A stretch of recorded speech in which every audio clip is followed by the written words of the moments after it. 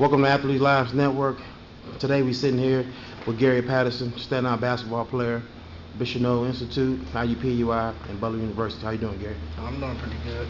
Basically, man, got a lot of questions about just your childhood days, growing up in East Chicago, your high school days, Bishop Noll, the college days, and then currently what you're doing right now. The first question is basically give us some information on growing up in the city, East Chicago. I grew up in New Edition. I went to Washington Elementary. Then I went to West Side. I grew up in New Edition, right across the street from a basketball court. And I guess that's pretty much where it started. We were right across the street from the swimming pool, basketball court right next to it. And just growing up, man, I just always played basketball. I really didn't play any other sports. I messed with baseball when I was little. But my brother really put the ball in my hand. And from then on, man, that's all I wanted to do. So your brother, his name is who? Michael Gillis. He passed away in '97. Rest in peace to him. But yeah, that's what put the ball in my hand. Okay. Now, growing up, as you say, Chicago, went to Washington Elementary. Did you have any competition during that time in basketball? Yeah, it's always competition, man. Like I said, I've been playing since I was real little. I can't even remember when I started. And then at Washington there, I started playing like really organized. I want to say like in the 5th grade. My competition really was like Melvin Brown. We went to Lincoln. Kerry Gosh always had a good team, but just individually it was probably Melvin because we came up at the same time and we were kind of tapped to be those two players that were going to end up being really good at Central. So it was probably Melvin. And yeah, that was probably my biggest competition. Okay. Well, as you know, as I know as well, growing up in a family heavily involved in sports, did you feel pressured to play sports, or was it kind of an open, free opportunity for you?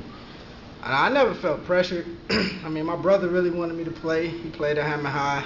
He played ball. He coached, during the summer leagues and stuff like that. So, everybody knew him from playing ball, street stuff or whatever. But, he put a little pressure on me to play. But once he really put it in my hand, and I seen, that I could be good if I work hard. I just wanted to do it myself. As far as my parents go, man, they never put pressure on me. And that's one of the biggest things I'm thankful for because they really made it a point to make me love the game. And they knew if I loved the game, then I would want to work hard. And when you love something, man, and you work hard at it, it's really no pressure to it because that's what you practice all the time. What's the pressure when you know you can make a shot because you'd have made it 100 times, you know what I mean? So I never felt pressure growing up. Gotcha. Now let's go into your high school days. Like I said, you grew up in East Chicago. I'm sure you had plans on attending Powerhouse East Chicago Central, but something changed. Kind of going to play with that. All right. Well, I'll backtrack you for a second and lead you up to that. Okay. When I was in elementary, me and Melvin, like I was telling you, we were always a part of the East Chicago program. We would go on different trips, man, with the varsity when I was in the 6th grade. They would take me to Kentucky with them. It was kind of like a grooming thing I think Coach Miles was doing with me, even more so than Melvin. I would always be with him because he felt like I would be his point guard at some point. Then I got to West Side. I kept progressing.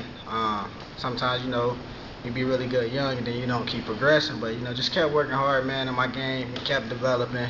And, I was supposed to go to Central. The tough thing was my whole 8th grade year, man, everybody asked me where I was going to school. And that's like the biggest pressure I probably ever felt because, people had heard that I might go to Bishop Noll or I might not be going to Central. Because coming out of the 8th grade, man, West Side, Maryville, Hammond High, and really Bishop Noll, they all were really trying to get me to go to their schools, and telling me I could play varsity as a freshman. So that was a lot of pressure. And it really boiled down to I was actually enrolled at Central. I laugh to this day because a couple of my friends still called me and was like they was calling out my name and roll call on the first day of school. But really what ended up happening, man, is I got the opportunity to play with Kenny and Melvin over the summer with the AAU team. And really if Melvin didn't go to Bishop Noll with me, I probably wouldn't have went. I would have been at Central. But we talked about it and what would be best, for us for the future as far as academically and all, and still being able to win. Kenny is 6'10", he was about 250 pounds at that time as a center. I was a point guard, Melvin was a 2. It's a great nucleus. To me, it's a no-brainer. To people in Chicago, I know they felt like, I kind of disrespect them. And I understand that, man. I understand that wholeheartedly. Sometimes I still think about, what if I would have went, just as far as playing, I probably could have been not a legend, but they would have looked at me a little bit different because even though I'm respected sometimes, just that you went to Bishop Noll. Now, like I said, I don't blame you at all. You know, I understand, and sometimes, like I said, I do wish I would have went, but I mean, I really don't regret it. You know, you just think about it sometimes. Okay. For the die-hard Central fans, like as you just said, a lot of them was disappointed because they felt like you could have been that piece to kind of get them over the hump. Then you have the other fans who are hard critics that felt like maybe you were scared of the competition Right. of going to Central. Kind of give me your opinion on that. Definitely. I mean, I understand that too. That's like hating. That's what everybody call it, and that's what I call it because anybody in East Chicago who ever played against me, they know I never been scared, and ain't nobody really in Chicago who can really say they got the best of me. You know, I take pride in that.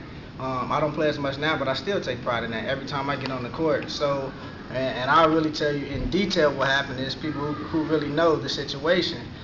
They have what they call summer camp for basketball varsity, and you get 2 weeks to practice with the team. So going into my freshman year, I was on East Chicago Central summer team. I practiced.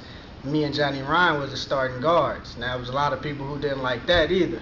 That team had like Johnny Ryan, Lil B, Keon Jackson, I think, was on the team. And, they ended up winning semi-state that year or going to semi-state that year. So it was supposed to be a really good team. And they all know I was going to start on that team. It was, it was already said.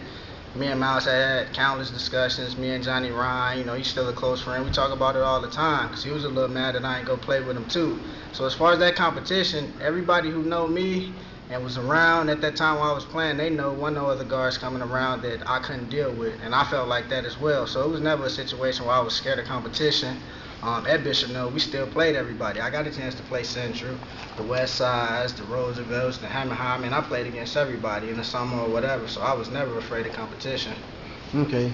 You kind of touched on regrets, but kind of give me the reason why you regret, or if you truly regret, not going to Central.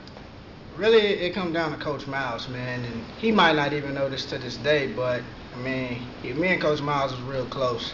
I went to Nike camp with him and watched Corey Stokes when Stokes was going into his senior year. I mean, he introduced me as his protege. I mean, I met from Tubby Smith to Mike Jarvis, who's at St. John's. I met all the coaches, and he was pretty much telling me, this is going to be the next great player from the region. And I played on AAU teams in Alabama. I mean, I played with DJ White, and that's when I was in the 8th grade, and that was really courtesy of Coach Miles, and I really do appreciate that.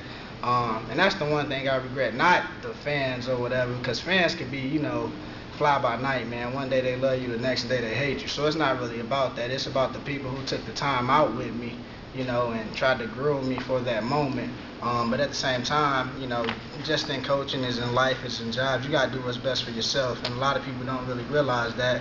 And I felt I made a good decision for me. A lot of people don't like it. A lot of people still get mad at me to this day about it. But it's really just, Coach Miles that really took a lot of time, and then Coach Fabian too. I won't leave him out, but those two guys took a lot of time with me, man. And sometimes I think about that, like it was kind of a slap in the face to them, and I do understand, with them being upset about it.